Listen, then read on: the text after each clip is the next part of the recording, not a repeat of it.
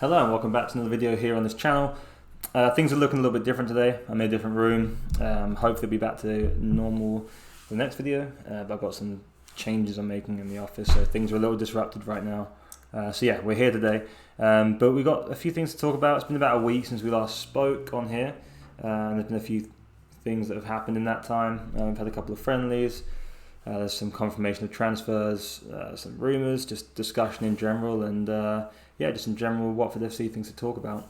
So we'll start, obviously, I think the best place for us to start will be the two friendlies that have taken place. The first one took place in Austria, a 0-0 with Panathinaikos. It was actually streamed, which was nice. So we got the opportunity to look at some of that, look at the game and see, try and learn some things about the team as much as you can from these sorts of games. And I thought it was interesting. There's promise in some areas, some things to work on.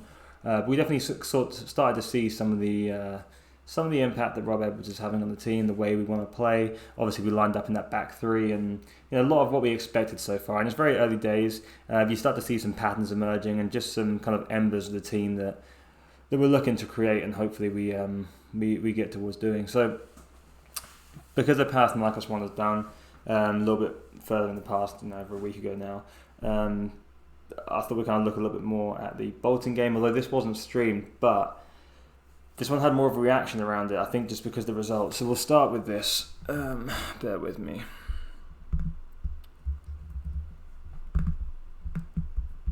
Alright, so Bolton game obviously ended in a 2-0 defeat. There was some footage released of one of the goals, a little bit of an error from defence and goalkeeper there. But we'll start, before we kind of discuss the results a whole too much, I guess we should look at the team sheet and take what we can. Back three, as we said, as kind of expected, but we got to see the inclusion of new guy, Bio's back in there again. He also played against Panathinaikos. Started to see some players that we expected to be back in there. Trista Kong, João Pedro again, who was the real standout for me in the Panathinaikos game. But I think the kind of big talking point from this lineup or squad that was submitted was Ismail Assar. Yasser Asprilla also played a little bit in the previous game as well. And he also got on in this one too, which is good to see. But Ismail Assar being included, no Emmanuel Dennis, but Ismail Assar is there, and that was a point of conversation, because suddenly the question arises: if we're using Sarr in a pre-season friendly, what's the situation here? And there's actually a conversation that we'll get into later on as well, but an interview that Troydini had regarding the way that players were handled in these situations, and Sarr's position in the squad here and being included and actually getting on and getting some minutes might be somewhat of an indicator of how the club feel about him and his potential future, which could be interesting. Could be interesting for us Watford fans. But yeah, they're the main standouts from the team sheet. As I said, this game wasn't streaming, so it's hard to kind of take away too much. But the defeat, nonetheless, caused a lot of reaction from Watford fans. Obviously, somewhat disappointing to lose 2-0. You don't want to lose in any game, even pre-season to some extent. But I think we have to be a little bit calm with this. I think the way we're looking at these results, I'm seeing a lot of reaction on Twitter especially, but in terms of we're losing to Cambridge United, drew with Panathinaikos, lost to Bolton. What's that saying about a team with a lot of high quality players in there? As I said, Ismail Assar was included. Lots of players that played with Premier League experience. They're losing to teams like Bolton and Cambridge. So we had this conversation on Twitter. So those of you, I might be kind of repeating myself. I try not to go on about it for too long. But these are games that we're looking at in different ways. We're trying to find elements of games, the individual actions we're building, but we're also being relatively conservative, being careful, and it's not a competitive environment. It's essentially a practice. It's a friendly. It's called a friendly for a reason. You're taking out a competitive element, whether that be subconsciously or up front. You're not playing to the same tempo, the same degree. You're not taking all the same physical risks with your body, and you're looking to kind of mould things and shape areas and go back and break it up in a different way. I discussed previously too. I've worked with clubs in pre-season games, and they're not looking at these games to be broken down as a whole. They're looking at individual actions to be taken apart and try and analyse or kind of highlight where things could be better or where things have kind of progressed, where we're improving. And the result is really just an added touch. It's not, you can draw some benefits from winning, of course. I'd like the team to win, as with everyone. We want to see kind of those wins build up, and it can build some confidence and so on. But really, to me, not a massive deal at this point. As we get closer towards the season and the games do become a little bit more competitive, the last 1 or 2 preseason games, maybe you can draw a little bit more away from that as the players are playing for longer periods. There's less change, and we're starting to see more of what that first team will be looking like. Perhaps there's more to draw from that. But this one especially, I'm not concerned really at all. I think the club, I think currently there are concerns to be had about the team. However, I don't think we're really looking in the right direction when we kind of talk about the friendly as the biggest one at all, personally. But everyone's obviously entitled to their opinion, and that seems to be one which is varied quite heavily. And a lot of people are placing a lot of weight on these results, and that kind of remains to be seen. But in regards to Ismail Assar, I think that's kind of for me, that's the main talking point of the friendly. As it wasn't shown, we don't have the footage to talk about, so what can we take away? Ismail Assar played, he came on, obviously started on the bench, but he came on, he got some minutes. Now, does that mean that he's with the squad now, he's planning to stay around?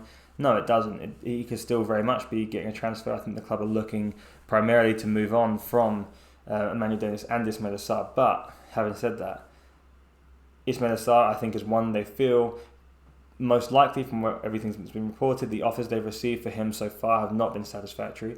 They don't meet the valuation of what the club feel he's worth.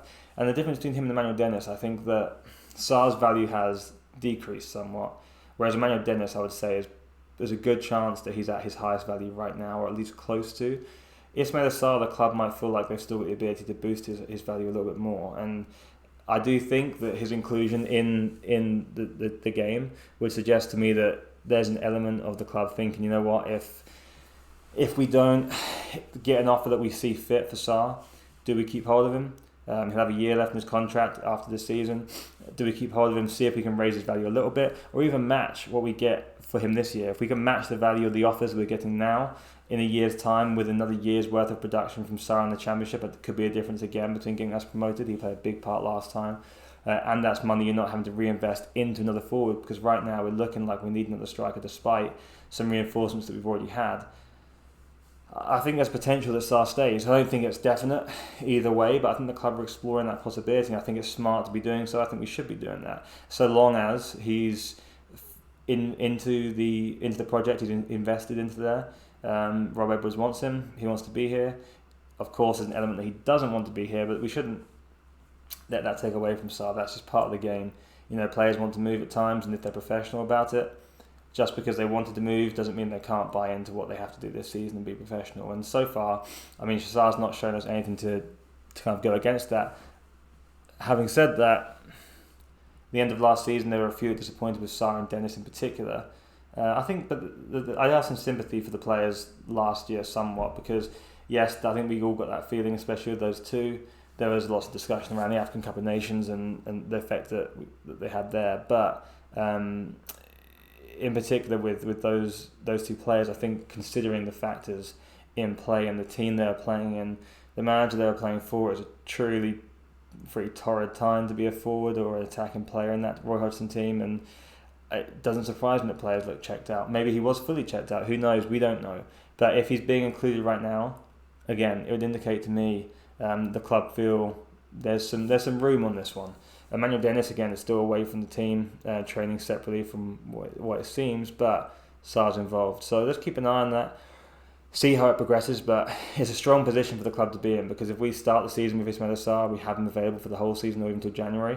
That's a win for the team and for Rob Edwards, in my opinion. There was some talk of some more interest in Sarr. Got a quote here just from ex-West Ham United employee. He's obviously pretty big on West Ham news on Twitter and generally got a decent track record. But yeah, it says, we're hearing that the club, West Ham, could be prepared to step up their interest in Watford winger Ismail Assar, which would indicate or suggest they're looking to put in a bid which would meet our valuation. And maybe it will, maybe it won't. I'm not entirely sure what the club see him at right now. I think we'll be doing very well to get what we paid for him, and that's obviously not the original plan for the team. That would be the goal, I think, though. So if West Ham meet that, sure. If we feel like we've got the time to bring that money in and hopefully reinvest it in to a few areas, because it's not just the one that we need to strengthen. Like, in my opinion, I think we need to strengthen a few. So if that's the play, then interesting. We can see how it goes, but no guarantees right now. No guarantees at all. What we do want to avoid, though, is getting to the point where we get to the end of the season, Sarr still wants to go, we have bids come in, and eventually we accept when we haven't got time to restructure and use that incoming money. I know it's not all going to be spent on players coming in once we have that sale, but we need to work with the time that we have. And I know it's not completely in our hands, but we've got to try and be aggressive in the market where we have to be. And I think right now we're pushing it a little bit. We need to start to see some activity in important areas and give the team the best opportunity to start strong, because we are going to have a few issues at the beginning. Sorry, I've got a cat issue here, speaking of issues, that we have to address. So that's kind of the main takeaways from the pre-season stuff. If you are kind of interested in the discourse around the pre-season, then I'll probably be talking about that shortly, actually, on the What for Buzz podcast, and also just go and look on Twitter, and there's a ton of it still going around. But just kind of looking forward now ahead to the start of the season, we did get a little fitness update here, which is worth discussing. There's a couple of players. The first one, the important one. We'll start off with the second one. Tom Cleverley reported soreness in his calf early into pre-season. That's why he's been absent from matches and practices so far, which, we expect this. Tom Cleverley at this age is going to have a couple of niggles, going to have a couple of injuries. And yeah, it's just, if he's going to be part of the squad, it's going to be managing his fitness, and right now we're doing so. So that's that. But the main one really, midfielder Imran Louza will start his pre-season program at some time during the first half of August with rehab from summer knee surgery progressing as expected. It's a surgery that's meant to be a relatively minor surgery. Doesn't really state exactly what the niggling injury was, but if he's starting his pre-season and his rehab in the first half of August, then I'm expecting at least 6 weeks, maybe 8 before he's playing. That's a lot of fixtures in that span of time, which we're missing a very key midfielder, in my opinion. We talked about Imran Louza. He's someone that I think will suit Rob Edwards' squad massively and his team massively, and would be a big part, an important part. And it's very similar to the situation we found ourselves in last time, the Championship of Will Hughes. We're waiting for this important midfielder to come back in and starting the season without him. And it worked out just about last time, but you want your best players there. And right now, I do question some of the depth we have, and especially when it comes to replacing Imran Louza. There's no real like for like in terms of what he offers on the ball quality wise, as well as the ability to work off it. So yeah, that's a big loss. But that brings us into kind of the next question now when it comes to recruitment, transfers. What do we do? Do we try and fix that or fill that hole in the transfer market? Do we have players in the squad that Rob Edwards trusts? We've got the likes of Gosling, Kayembe, Domingos Quina. Not necessarily be playing that deep, but what do we do? And I think Tom Bashir as well. And what I think is clear is I think we need help in that area. We need someone to come in and allow us to have that break away from Louza when he's not available. It might not be the first time he's not available this year, and we have to have some contingency, because right now we have none, in my opinion, and not the quality you need for a team competing or looking to gain promotion, whether that's automatic or playoff. That's the end goal, and I think we need to have players available, and he's a big loss. So that requires spending a fee, most likely. I mean, you could be looking at a loan market potentially too, or you're looking to put a fee down on the player, likely based on the kind of remit that Rob's talked about given to the recruitment team, essentially, that we need to see someone that's homegrown to kind of meet the quota. He's got to fit the physical attributes we need. There's a lot of boxes to tick. It's not an easy signing, and I say put down a fee or a loan because I think to bring in those qualities, you're going to have to pay a decent price, and the question is whether we do that or not. But if you're going to do it in a certain position, I think midfield is worthwhile, because even with Louza gone, someone coming in filling that role we might need someone or that player who comes in to be a supplement to him once Louza returns too, because there are still question marks. We're asking a lot of Rob Edwards to get something out of players that have had shown promise. Tom Delibashiru last year has shown a lot of promise at the beginning of the season at Reading. Then Domingos Quina towards the back end of the season, after a essentially failed start at Fulham, had a good secondary loan spell at Barnsley and ended really well. But can Edwards get the most out of those? That's what we're relying on right now, and I would like to kind of hedge our bets a little bit more onto the, or giving him a little bit of a better chance. I'm not sure we're putting him in the best situation to succeed right now. But there's still time to change it. We are getting closer though, and those feeling the fire a little bit, I can understand that. It's reasonable, because we are getting to the point now we need to start seeing a little bit more movement, and that goes to other positions too. We've discussed centre back, wing backs are a potential one, centre midfield, another striker, all these things. But one that we did get confirmed was the signing of Raymond from Barcelona. I think the fee was undisclosed, but the rumours the 50% sell-on fee. Sell-on clause that goes back to Barcelona, of course. This is one that I'll just go throw up his stats from last year at Spieza, just so you can have a look and see kind of what he's about. We discussed it last time too. In the previous episode, we discussed kind of what his strengths and weaknesses are. I think he'll work hard. I think he'll kind of hustle with the ball, and I think he'll be good off the ball for us. He'll be aggressive. Shots can be a little bit inconsistent. But he's got a decent touch, and he can be hard to get off the ball, even if he does hold onto it a little bit too long. He'll be an interesting one. Will he be a goal scorer for us? Hard to tell. I still think of him as a supplementary striker. Maybe not. You put players in different situations, especially forwards. It can be hard to predict. You put them in different environments, different players around them, different systems, different leagues, and sometimes you can get a 25, 26-year-old that ends up being a goal scorer after not being so up until this point in his career. So we'll see. But it's hard to say, whether the club are bringing them in that with that idea in mind, or whether it's more of a supplementary forward, because there are still rumours that we're looking for another forward. And I think if we were to be doing so, it's going to be a homegrown one. Again, I think we're starting to see, or we will start to see, the homegrown players being the ones that come in now. We've had Bayo, we've had Minaj. Based on what we still have to get rid of, what the important parts of the squad are currently, I don't see any more non-homegrown players coming in unless we have quite a few go out, which is seeming less and less likely as the season or the pre-season goes on.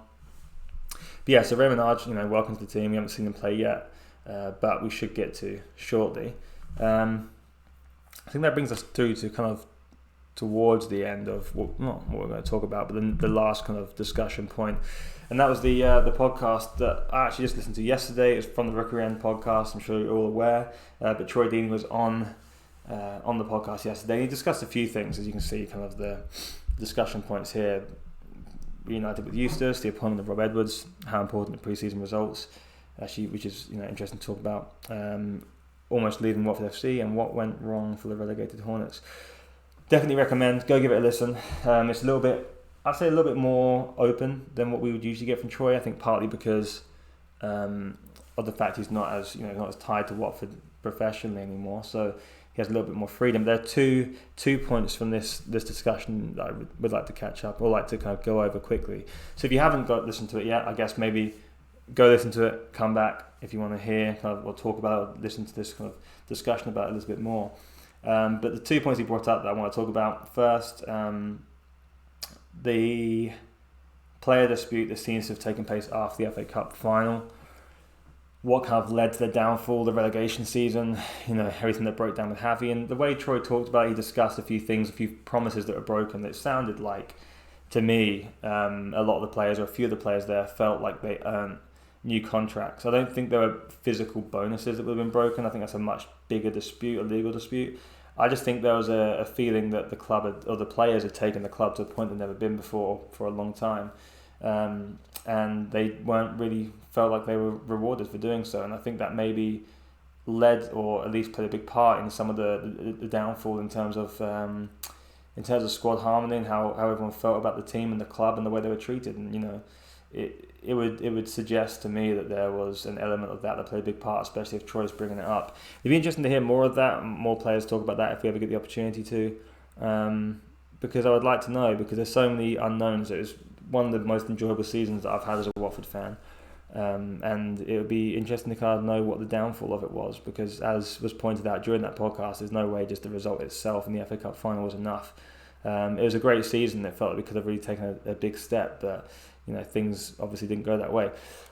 But lastly, the other point to discuss was the club structure and what Troy's opinion was of how or why things hadn't worked for Watford in recent years and what they could do better. And I think it was interesting because there are things that were discussed or have been presented and talked about by a lot of Watford fans, and that was consistency, and not consistency necessarily in keeping the same manager, although that was an element in some people's opinions and some of this discussion. But consistency in recruitment, whether that be a coach or playing staff, both of them having consistency in how you look to play, which all kind of ties in. So you have the coach that comes in, the kind of you bring him in because he suits your philosophies and how you want to play, your identity, and you also recruit to that as well. So you have that consistency. You're not having players coming in and then you have a manager come in and don't quite like the player, but you spent 3 or 4 million on him. You want him to be involved, but the manager doesn't. It's just a mess, and we've done that too many times. We look for value over fit. And we've been punished for it, we've been burnt, and it ends up with this cycle of players, and it becomes really, really difficult rather than having that, that clear-cut direction, and having that unity. We talk about all the time, cohesion between departments. It makes the job much easier, because I can tell you from any sort of recruitment, if you have consistency in terms of what is wanted, it makes it so much easier to be ahead of the game. You can plan longer term, you can have bigger contingencies in place. When that it doesn't matter who's there as a manager, what the club's looking for, then you're able to have that 10-man shortlist for every position, constantly updating. Week after week, you're making adjustments. You're keeping it ready. You're keeping up to date on contract situations and player movement, agency changes. All these things, you can constantly be ready. So then, when these windows open, you can act quickly, and you can work with the club and the negotiators to make sure you're assigning or you're finding targets which are relevant, they fit. You get the best value as well, and also you're smart with your signings. And right now, I don't think we're doing that. Could we potentially move to that? Yes, we could. We still have that agency connection, which every club does, but we have quite a strong one with Mogi Byers, not involved in every deal, but that is one. But we need to be a bit smarter, and it's interesting to hear Troy talk about that. So I think that's pretty much everything for now. Some of these issues will be discussed further on the Watford Buzz podcast. I'm literally recording this in about 10 minutes about 40 minutes with Matt, Tom. We're going to discuss some of these things a little further, obviously as a 3 rather than me just talking at you.